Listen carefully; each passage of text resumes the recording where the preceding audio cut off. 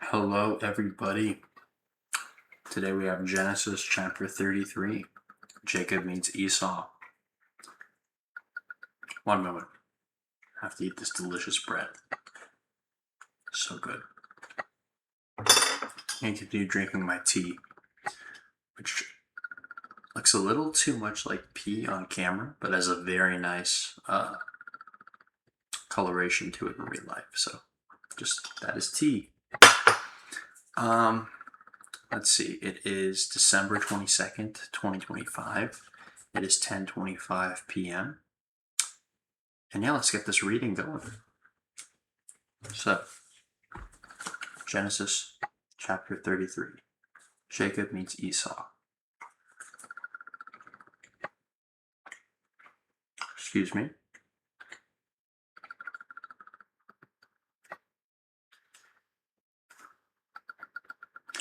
Jacob looked up, and there was Esau, coming with his 400 men. So he divided the children among Leah, Rachel, and his 2 female servants. He put the female servants and their children in front, Leah and her children next, and Rachel and Joseph in the rear. He himself went on ahead and bowed down to the ground 7 times as he approached his brother. But Esau ran to meet Jacob and embraced him, threw his arms around his neck and kissed him, and they wept. Then Esau looked up and saw the women and children. "Who are these with you?" he asked. Jacob answered, "They are the children God has graciously given your servant." Then the female servants and their children approached and bowed down. Next, Leah and her children came and bowed down. Last of all came Joseph and Rachel, and they too bowed down. Esau asked, "What's the meaning of all these flocks and herds I met?" "To find favor in your eyes, my lord," he said. But Esau said, "I already have plenty, my brother. Keep what you have for yourself." "No, please," said Jacob. "If I have found favor in your eyes, accept this gift from me. For to see your face is like seeing the face of God, now that you have received me favorably. Please accept the present that was brought to you, for God has been gracious to me, and I have all I need." And because Jacob insisted, Esau accepted it. Then Esau said, "Let us be on our way. I'll accompany you." But Jacob said to him, "My Lord knows that the children are tender, and that I must care for the ewes and cows that are nursing their young. If they are driven hard just one day, all the animals will die. So let my Lord go on ahead of his servant, while I move along slowly at the pace of the flocks and herds before me and the pace of the children, until I come to meet my Lord in Seir." Esau said, "Then let me leave some of my men with you." "But why do that?" Jacob asked. "Just let me find favor in the eyes of my Lord." So that day Esau started on his way back to Seir.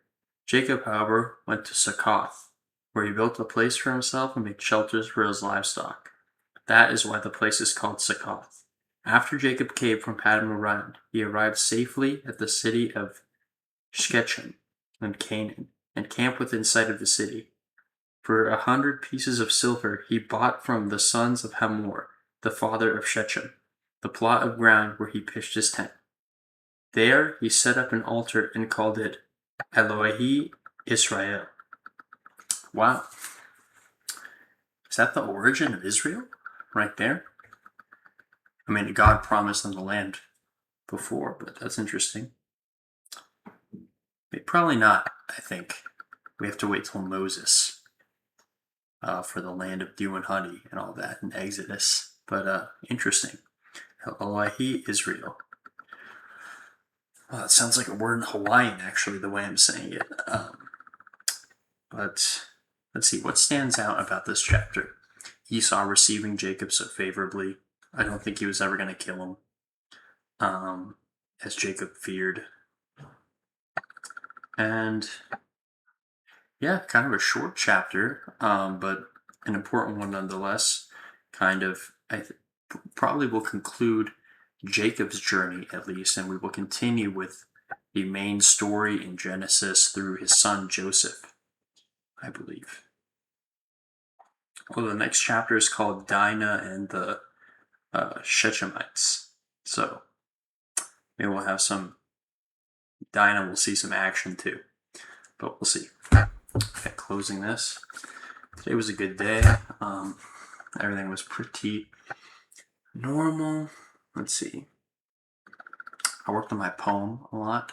It has a working name called The Blue Market, if you remember from last episode. And yeah, it's going pretty well, actually. I have a very interesting rhyme scheme in the beginning with some clever wordplay, so just need to keep working on that, and hopefully I should have a poem to share by week's end. 3 days until Christmas, and 2 days until Christmas, and 1 day until Christmas Eve. I'm so excited to celebrate the birth of Jesus. And I just pray everyone has an amazing Christmas. So if you do watch this,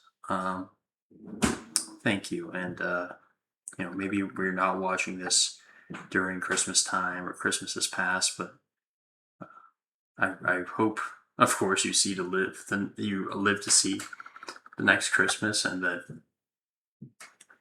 you have an amazing time. May God bless you and fill your life with abundance and peace. And just sending out all my love. So thank you. Have a great day. If it's daytime by you, have a blessed day. If it's evening or nighttime, have a blessed evening and a blessed night.